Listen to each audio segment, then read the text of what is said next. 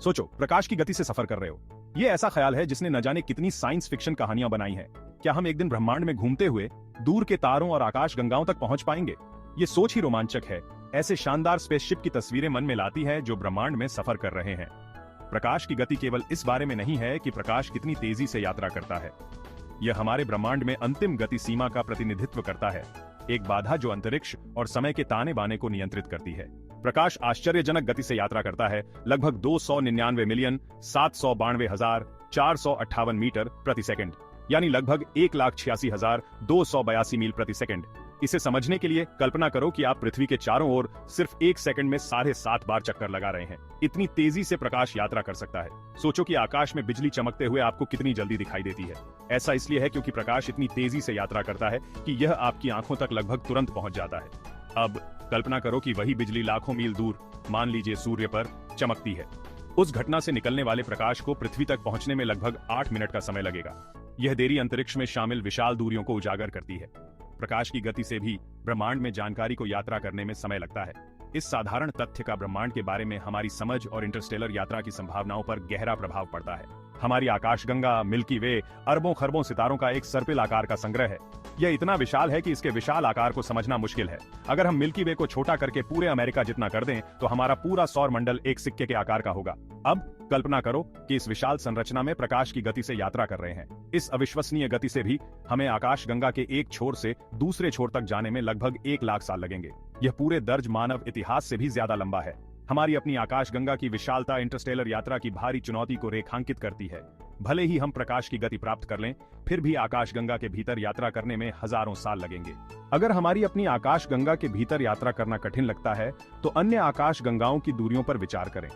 हमारा सबसे नजदीकी प्रमुख गांगेय पड़ोसी एंड्रोमेडा गैलेक्सी हमसे अविश्वसनीय 2.5 मिलियन प्रकाश वर्ष दूर है। एक प्रकाश वर्ष वह दूरी है जो प्रकाश 1 वर्ष में तय करता है।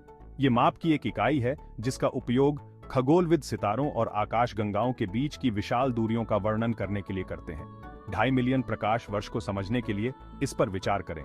यदि हम प्रकाश की गति से यात्रा कर सकते हैं तो हमें एंड्रोमेडा तक पहुंचने में 2.5 मिलियन वर्ष लगेंगे। ये अविश्वसनीय दूरियां यह स्पष्ट करती हैं कि इंटरस्टेलर यात्रा विशेष रूप से अन्य आकाशगंगाओं के लिए एक बहुत बड़ी चुनौती है। भले ही हम प्रकाश की गति से या इनके पास यात्रा करने की तकनीकी बाधाओं को दूर कर लें, फिर भी इन गंतव्यों तक पहुंचने में लगने वाला समय दिमाग चकरा देने वाला है। अल्बर्ट आइंस्टीन के विशेष सापेक्षता के सिद्धांत के अनुसार द्रव्यमान वाली किसी भी वस्तु के लिए प्रकाश की गति से यात्रा करना असंभव है। जैसे जैसे कोई वस्तु प्रकाश की गति के करीब पहुंचती है, उसका द्रव्यमान असीम रूप से बढ़ता जाता है, जिससे उस अंतिम गति तक पहुंचना असंभव हो जाता है। इसे ऐसे समझो जैसे किसी शॉपिंग कार्ट को तेज से तेज धकेलने की कोशिश कर रहे हों। जैसे जैसे इसकी गति बढ़ती है, इसे धकेलना कठिन होता जाता है।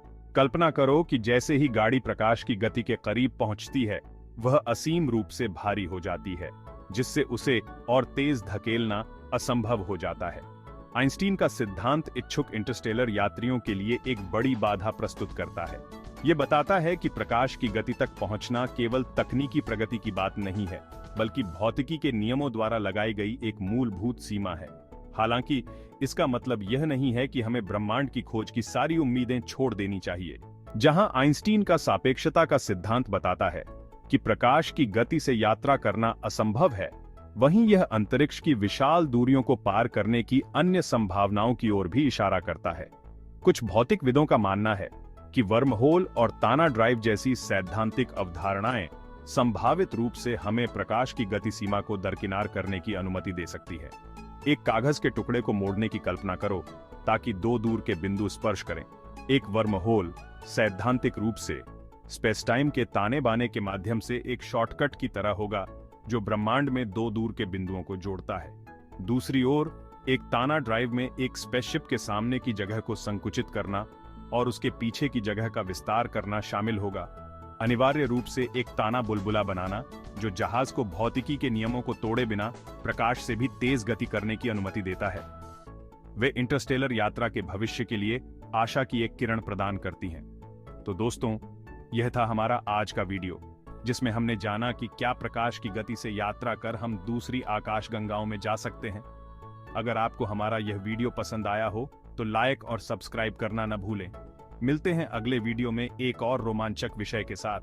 तब तक के लिए अलविदा और अपनी कल्पनाओं को उड़ान भरने दीजिए।